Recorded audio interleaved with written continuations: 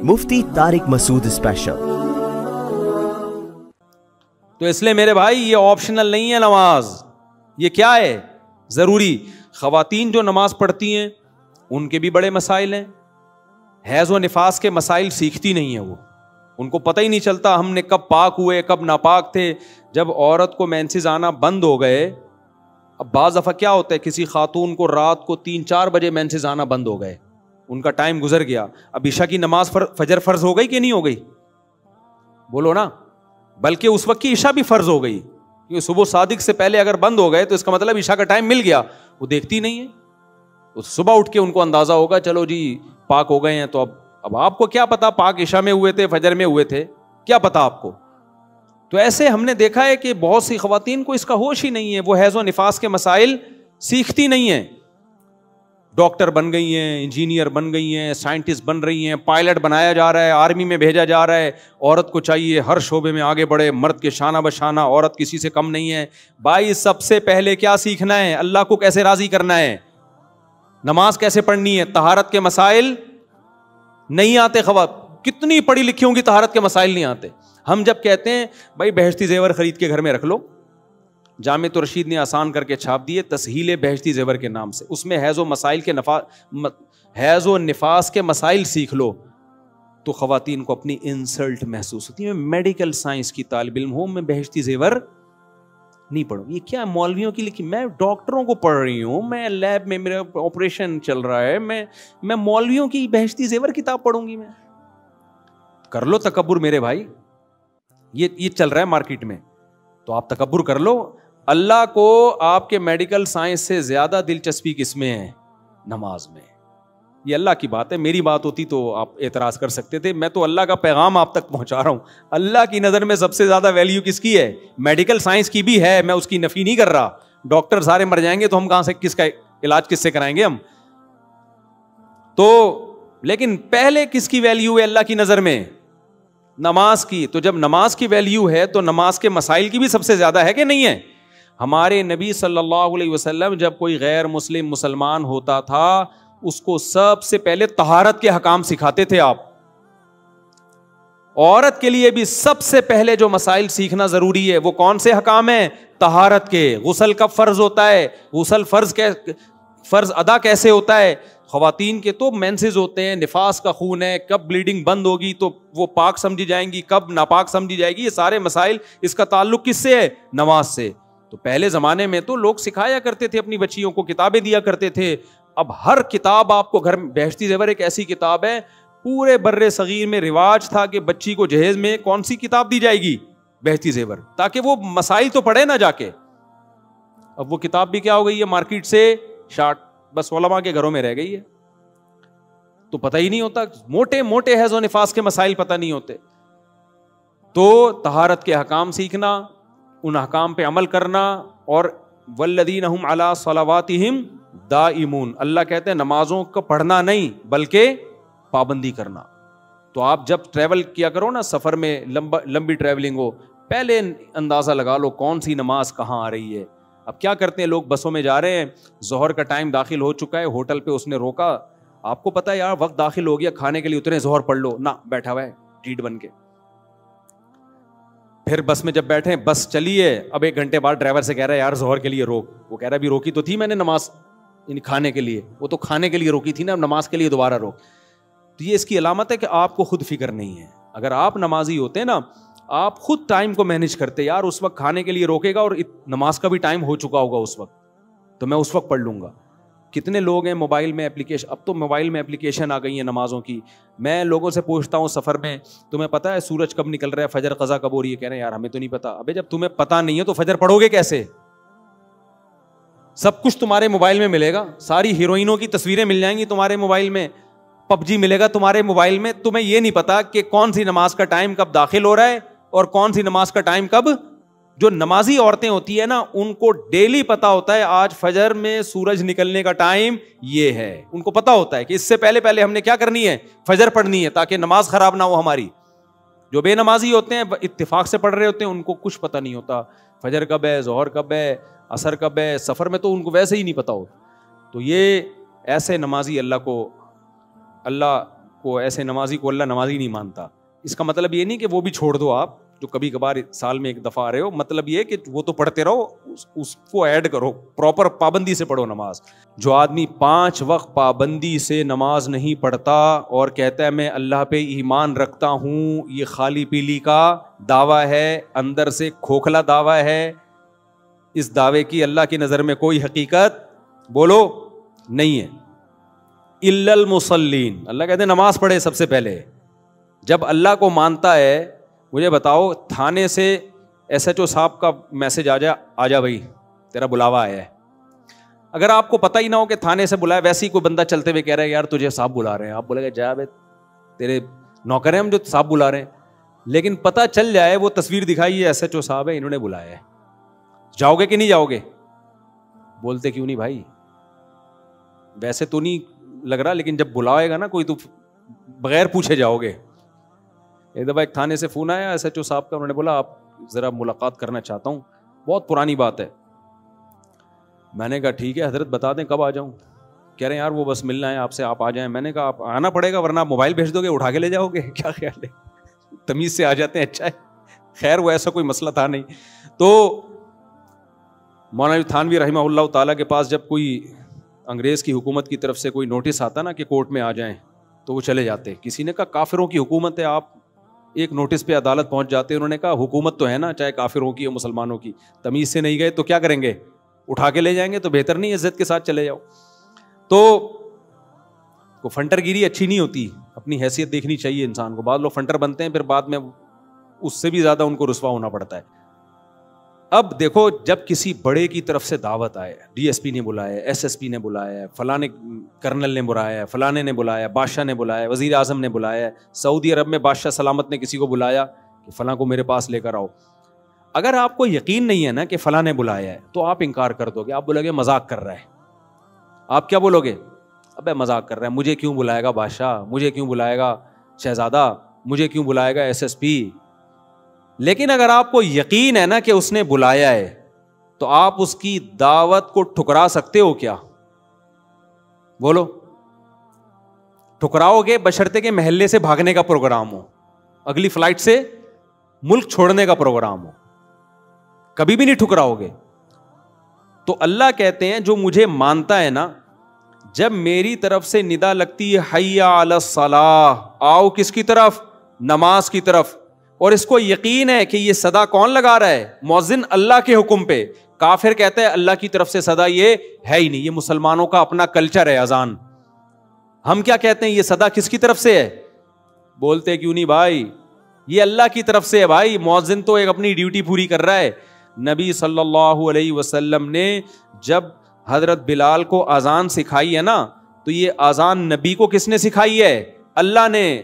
حضرت عمر کو بھی خواب آیا, زید ابن ارقم کو بھی خواب آیا.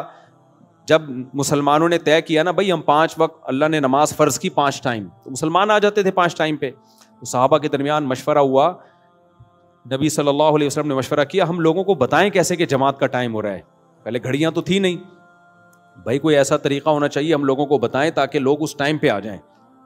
تو اعلان کیا ہو, تو کسی نے کہا بھائی عیسائی لوگ جیسے وہ بجاتے ہیں, کوئی سائرن بجاتے ہیں, گھنٹی بجاتے ہیں, کچھ ہندوؤں کے یہاں مندروں میں گھنٹیاں بجتی ہیں, تو ہم بھی ایسا کریں گے. اللہ کو یہ بات پسند نہیں تھی. اللہ اس امت مسلمہ کو ایک اعزاز دینا چاہتے تھے. کتنا بڑا اعزاز کہ اس امت مسلمہ کے ذریعے فضاؤں میں گھنٹیاں نہ گونجیں, اللہ اکبر کی تکبیریں گونجیں. پوری دنیا میں کہیں نہ کہیں ہر وقت اللہ اکبر کا نعرہ بھی لگ رہا ہے, اشہد ان لا الہ الا اللہ کا نعرہ بھی لگ رہا ہے, اشہد ان محمد رسول اللہ صلی اللہ علیہ وسلم کا نعرہ بھی. پیغمبر کی رسالت کی صدائیں بھی پوری دنیا میں ہر وقت گونج رہی ہیں, فجر میں بھی, ظہر میں بھی, عصر میں بھی, مغرب میں بھی, عشاء میں بھی. اللہ کی کبریائی, اللہ کی توحید بھی. اللہ یہ چاہتے تھے اس امت مسلمہ کو اعزاز دینا. تو اللہ نے حضرت عمر کو بھی خواب دکھایا, حضرت زید ابن ارقم کو بھی. یہ دونوں نبی کی خدمت میں گئے, بتایا, آپ نے فرمایا, حدیث کا مفہوم بیان کر رہا ہوں, یہ کس کی طرف سے ہے, اللہ کی طرف سے. اللہ ہمیں بتا رہا ہے کہ نماز کے لیے جب تم نے لوگوں کو بلانا ہے, گھنٹیاں نہیں بجانی اور نہ سائرن بجانے ہیں, تم نے کیا کرنا ہے, صدائیں بلند کرنی ہے, اللہ اکبر اللہ اکبر. اتنی سی نماز ہے, اس کی دعوت کتنی بڑی ہے آپ دیکھو. دیکھو مجھے ایک بات بتاؤ, جب بھی دنیا میں کوئی کام ہوتا ہے نا, ایک دفعہ اگر ہو تو اس کے اعلان کی ضرورت ہوتی ہے. جو کام 5 ٹائم بار بار ہونا ہے تو ہر بار اعلان کی ضرورت ہوتی ہے. یار آپ اسکول کو دیکھ لو نا, یا آپ آفس میں جب جاتے ہو تو آفس میں آپ کو بتا دیا جاتا ہے روزانہ 9 بجے آپ نے آنا ہے. گورنمنٹ کا آفس ہے تو اس میں بتا دیا جائے گا رات شام 2:30 بجے آپ نے یہاں صبح پہنچنا ہے. گورنمنٹ میں صبح 2:30 بجے بجتے ہیں گورنمنٹ کے اداروں میں, تو آپ نے صبح کتنے بجے پہنچنا ہے یہاں پہ؟ 9 بجے پہنچنا ہے. ایک دفعہ بتا دیں گے نا بھائی اب خود آ جایا کرو, یہ نہیں کہ ہم بھونبو لے کے تمہارے گھر میں پہنچا کریں گے 9 بجے گئے آ جا بھائی. بار بار ضرورت ہوتی ہے بتانے کی نا. تو اللہ میاں نے بھی بتا دیا بھائی فجر کا یہ ٹائم ہے, ظہر کا سورج ڈھل جائے گا تو ٹائم ہے, عصر جب ہر چیز کا سایہ 1 مثل اور یا 2 مثل جو علماء کا اختلاف ہے, اور پھر مغرب غروب آفتاب کے بعد عشاء جب شفق غائب ہو جائے تو بس کافی تھا. ہر بار اعلان کیا جا رہا ہے اللہ کی طرف سے, اللہ اکبر اللہ اکبر. دنیا بڑی نہیں ہے, بڑا کون ہے؟ اللہ سب سے بڑا ہے. کیونکہ جب اذان ہوتی ہے تو ہمیں دنیا اپنی طرف کھینچتی ہے. ڈرامہ, فلم, کاروبار, ملازمت, جاب, کسٹمر, یہ سب چیزیں کیا کر رہی ہوتی ہیں؟ بولو, کھینچ رہی ہوتی ہیں. مؤذن کو کہہ دیا اللہ نے کہ ان کو بتا دو یہ چیزیں بڑی نہیں ہیں, بڑا کون ہے؟ اللہ. یہ بالکل ایسے ہی ہے جو SHO والی مثال, ایک طرف SHO بلا رہا ہے, ایک طرف گلی کا چپڑاسی بلا رہا ہے. آپ کہہ رہے ہو میں چپڑاسی کی دعوت پہ جاؤں گا, اگلا بولے گا بیٹا چپڑاسی چھوٹا ہے, تھانے دار کیا ہے, بڑا ہے, وہاں چلا جا ورنہ وہ نہیں چھوڑے گا تجھے, اس کو بعد میں نمٹا لینا. کہتے ہیں کہ نہیں کہتے؟ بھائی تجھے تیرا باپ بلا رہا ہے, ادھر چلا جا. تو باپ کی دعوت کو ٹھکرا رہا ہے اور ماموں کی دعوت پہ جا رہا ہے, تو بے وقوف ہے یا نہیں ہے؟ باپ پہلے ہے, باقی سب کون ہے؟ بعد میں. تو اللہ تعالیٰ بھی قرآن میں کہتے ہیں کہ اذان کے ذریعے یہ کہلوایا اللہ اکبر, اللہ سب سے بڑا ہے. یہ بتا دیا کہ اب اس کے آرڈر کے آگے بیوی, بچے, باپ, ماں, کاروبار, بزنس, جاب, ملازمت سب کیا ہیں؟ چھوٹے ہیں, بہت چھوٹے ہیں. کس قدر موٹیویشن ہے. پھر 1 بار نہیں 4 بار. پھر میں گواہی دیتا ہوں اللہ کے سوا کوئی عبادت کے لائق نہیں ہے. جب نہیں ہے تو کس کی عبادت کی جائے گی؟ کس کو مانا جائے گا؟ اللہ کو. اور ہم جو یہ کہہ رہے ہیں شیطان وسوسہ دل میں ڈال سکتا ہے, بھائی ہو سکتا ہے یہ مسلمانوں نے خود سے عبادت کا ایک طریقہ ایجاد کر لیا ہو سکتا ہے خود سے کسی مولوی صاحب نے فتویٰ دے دیا ہو کہ اللہ اکبر کہہ کے لوگوں کو بلایا کرو. نہ ہم گواہی دیتے ہیں اشہد ان محمد رسول اللہ, میں گواہی دیتا ہوں کہ محمد صلی اللہ علیہ وسلم اللہ کے رسول. تو جو پیغمبر ہیں انہوں نے یہ دعوت ہمیں سکھائی ہے, تو یہ پیغمبر کی دعوت نہیں ہے. میسنجر کا کام اپنا پیغام پہنچانا نہیں ہوتا, میسنجر کا کام اس کا پیغام جس کے وہ میسنجر ہیں. تو محمد صلی اللہ علیہ وسلم اللہ کے میسنجر ہیں, لہذا یہ آپ کا اپنا پیغام نہیں ہے, یہ کس کا پیغام ہے؟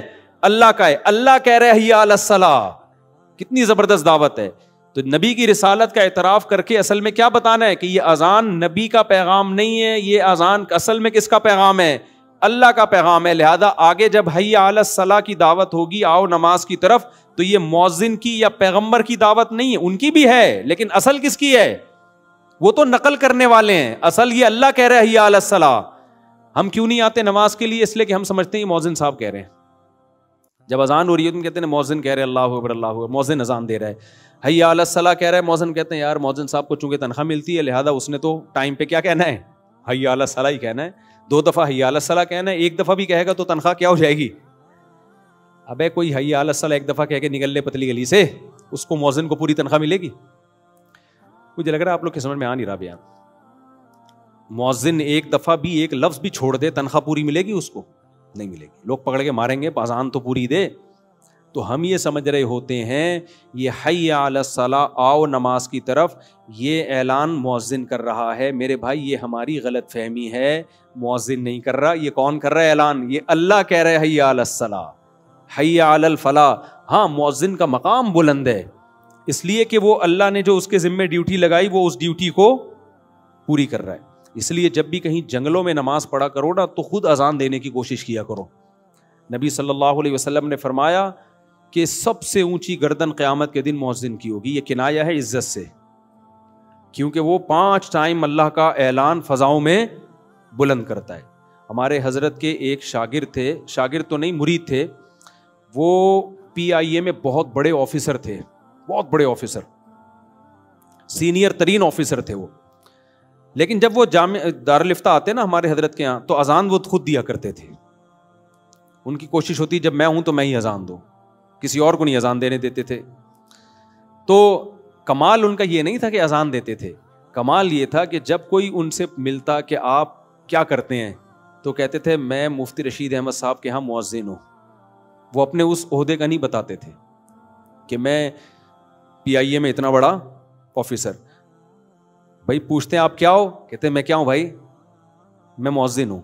کہتے ہیں یار اتنا پڑھا لکھا آدمی, انگلش ٹھش ٹھش بولتا ہے, اور ایسے گیٹ اپ سے بھی لگتا ہے کوئی بڑا آدمی ہے, کھاتا پیتا, اور کام کیا کر رہا ہے یہ مؤذن. وجہ کیا تھی؟ وہ کہتے تھے بھائی قیامت کے دن میرا مؤذن ہونا یہ میرے لیے زیادہ بڑا اعزاز ہوگا, PIA کا آفیسر ہونا زیادہ بڑا اعزاز نہیں ہوگا.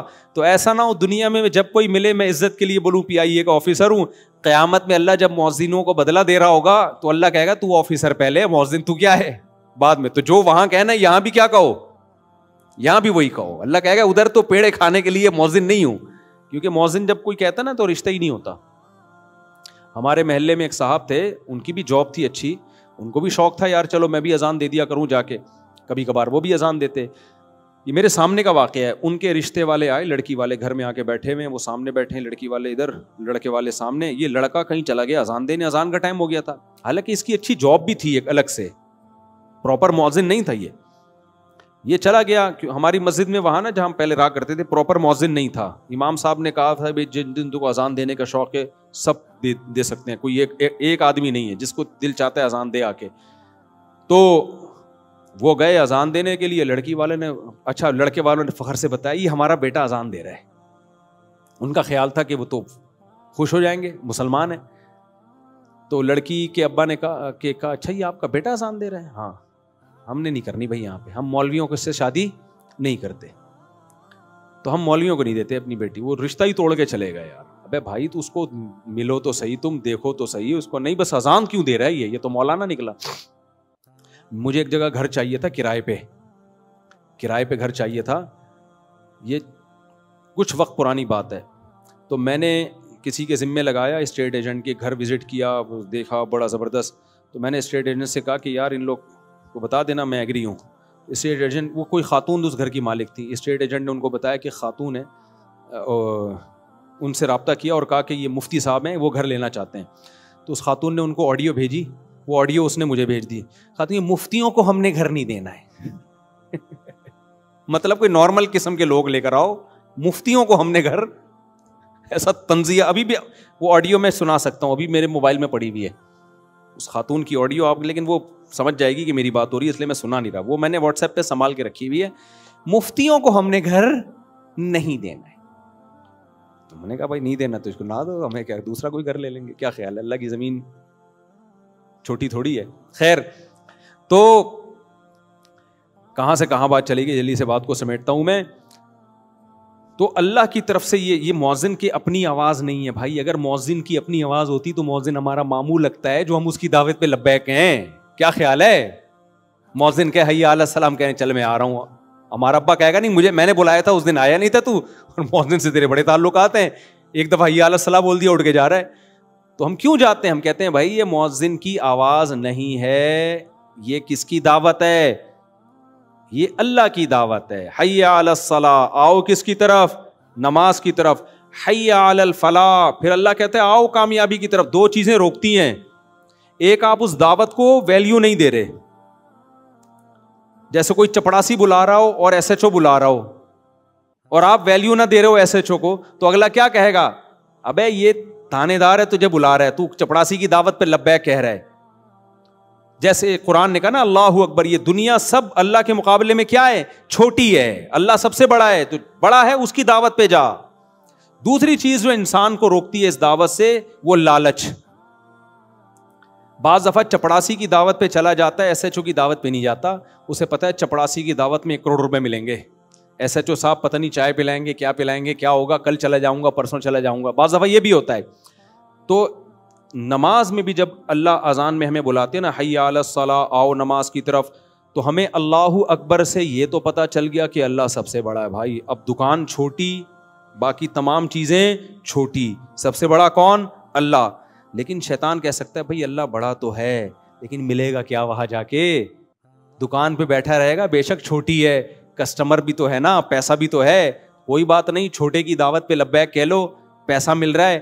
بڑے کی دعوت پہ لبیک کہو گے، مسجد جاؤ گے، امام صاحب چندہ ہی مانگ لیں گے اور تو کچھ بھی نہیں ہوگا. کوئی 50 روپے بھی نہیں ملیں گے فجر پڑھ کے، ظہر پڑھ کے، عصر پڑھ کے، تو خالی پیلی کچھ بھی حاصل ہونے والا نہیں ہے. ادھر نماز چھوڑوں گا تو ڈرامہ پورا چلے گا میرا، ٹھیک ہے نا، کرکٹ کا میچ آ رہا ہے، آخری چھکا چل رہا ہے، آخری بال چل رہی ہے، کیسے جذبات ہیں یار، یہ سین رہ جائے گا، انڈیا پاکستان کا میچ ہے، بعد میں لوگوں کے بتانے میں وہ مزہ تھوڑی آئے گا. لاسٹ اوور ہے، ادھر حی علی الصلاۃ اقامت ہو رہی ہے، تو یہ مزے رہ جائیں گے میرے، اور پھر وغیرہ وغیرہ جو 20 چیزیں. تو اس لیے اللہ نے اس اشکال کا بھی جواب دیا کہ اللہ کی دعوت پر لبیک اس لیے بھی کہو کہ سب سے بڑا ہے، اور حی علی الفلاح، اللہ جو تمہیں بلا رہا ہے نا نماز کی طرف، اس میں کامیابی ہے. تمہیں لگ رہا ہے کہ نماز چھوڑنے میں لذتیں ہیں، حقیقت میں نماز پڑھنے میں لذتیں ہیں. اللہ کی دعوت پر لبیک کہو گے تو وہ تمہیں جو کچھ دے گا، یہ دنیا تمہیں وہ کچھ نہیں دے سکتی.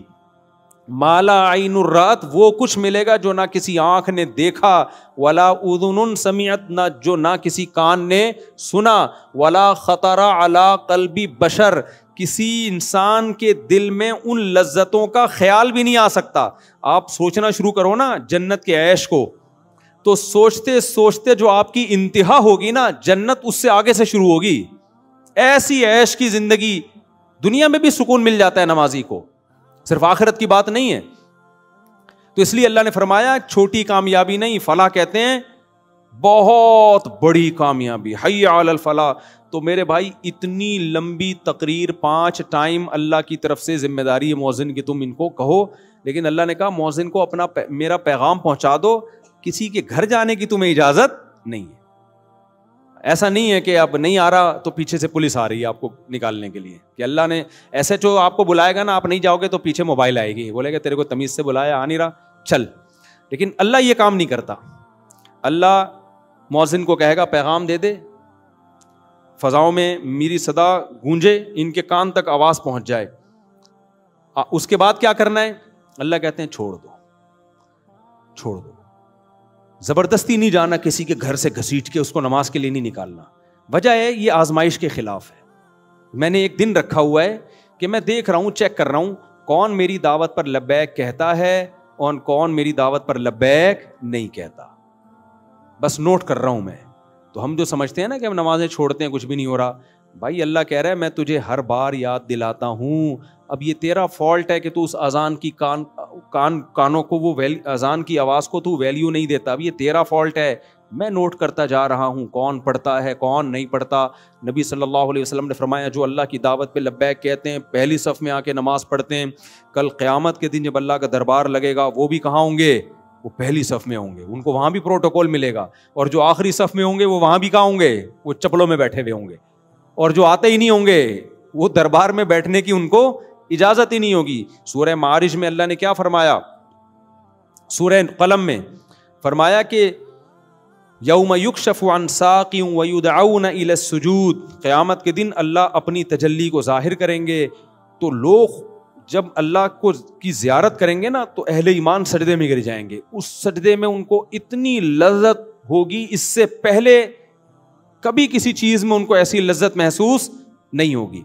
اتنی لذت ہوگی اللہ کے کو جب زیارت ہوگی نا تو سجدے میں. تو اللہ نے فرمایا کچھ لوگ ایسے ہوں گے جن کی کمر تختے کی کر دی جائے گی. اس وقت وہ سجدہ کرنا بھی چاہیں گے، ان سے سجدہ نہیں ہوگا. یہ کون لوگ ہوں گے؟ فرمایا کہ یہ وہ لوگ ہیں جن کو دنیا میں سجدے کے لیے بلایا جاتا تھا. وَهُمْ يَسْتَكْبِرُونَ، یہ تکبر کرتے تھے، کہتے تھے ہمارے پاس ٹائم بولو نہیں. کہتے تھے یہ تو مولویوں کا کام ہے جو فارغ ہیں، یہ تو فضول لوگوں کا کام ہے، جو بالکل فارغ لوگوں کا کام ہے. ہم تو بھائی بیزی لوگ ہیں، ہم یہ تھوڑی کہ 5 ٹائم اٹھک بیٹھک کرتے رہے مسجدوں میں جا کے. تو اللہ کہیں گے کہ ان کی کمر تختے کی کر دی جائے گی. ان کو سجدے کی توفیق نہیں ملے گی، کیونکہ دنیا میں جب سجدے کے لیے بلایا جاتا تھا یہ تکبر کیا کرتے تھے، آج یہ سجدہ کرنا چاہیں گے لیکن اللہ ان کو سجدے کی توفیق اللہ ان سے چھین لے گا۔ تو اس لیے اللہ نے کیا فرمایا کہ ایمان والے کی سب سے پہلی علامت کیا ہوتی ہے؟ نماز۔ سمجھتے ہو کہ نہیں سمجھتے؟ تو اس لیے اپنے آپ کو نماز کا پابند بناؤ۔ الا المصلین الذین هم علی صلاتهم دائمون۔ بس یہ آیت کر کے اپنے بیان کو ختم کرتا ہوں۔ اللہ نے یہ بھی فرمایا کہ نماز پڑھتے نہیں ہیں، نہ اتنا کافی نہیں ہے، کیونکہ ہر مسلمان کبھی نہ کبھی پڑھ لیتا ہے نماز۔ اگر ایسا ہوتا نا نماز پڑھنے پہ اللہ راضی ہو جاتا تو سارے مسلمانوں سے اللہ راضی ہوتا۔ میں نے ایسے بھی پوستی دیکھے ہیں جو کچھ نو عید کے دن آ ہی جاتے ہیں اٹھ کے، کیا خیال ہے بھائی؟ اور ایسے بھی پوستی دیکھے ہیں کہ عید کے دن نہیں ہوگا تو چلو زندگی میں ایک آدھ دفعہ کہتے ہیں چلو یار کیا جا رہا ہے، تو پڑھنے پر نہیں ہے۔ فرمایا ہم علی صلاتہم دائمون، پابندی کرتے ہیں، دوام۔ نہ سفر میں نماز چھوٹتی ہے، نہ حضر میں نماز چھوٹتی ہے، نہ شادی بیاہ میں نماز چھوٹتی ہے، نہ میتوں میں نماز چھوٹتی ہے، نہ بارشوں میں نماز چھوٹتی ہے، نہ قحط میں نماز چھوٹتی ہے، نہ حضر میں نماز چھوٹتی ہے، نہ صحت میں نماز چھوٹتی ہے، نہ بیماری میں نماز چھوٹتی ہے، نہ خوشیوں میں، نہ غموں میں، نہ جہاز میں، نہ ٹرین میں، نہ بس میں، نہ کشتیوں میں۔ آج اچھے اچھے نمازیوں کو دیکھا ہے جہاز میں پوستیوں کی طرح پڑے ہوئے ہوں گے۔ ابے لمبا سفر ہے، کہہ رہے ہیں یار اب جہاز میں کیسے پڑھیں بھائی، جہاز میں کیسے پڑھیں بھائی؟ اللہ نے حکم دیا کھڑے ہو کے نہیں پڑھ سکتے، بیٹھ کے نہیں پڑھ سکتے، لیٹ کے۔ اگر نماز قضا کرنے کی اسلام میں کوئی گنجائش ہوتی تو میدان جنگ میں گھوڑے کی پشت پہ جب گھمسان کی جنگ ہو رہی ہوتی اس وقت اللہ کہتا کیا کرو، چھوڑ دو۔ وہاں اجازت نہیں دی ہے تو آپ ماموں کی شادی میں جا رہے ہو بس میں بیٹھ کے، اس میں کہاں سے اجازت مل گئی کہ بس میں سفر ہو رہا ہے ہمارا؟ نہیں آ رہی میرا خیال ہے بات سمجھ میں؟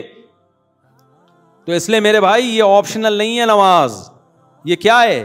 ضروری۔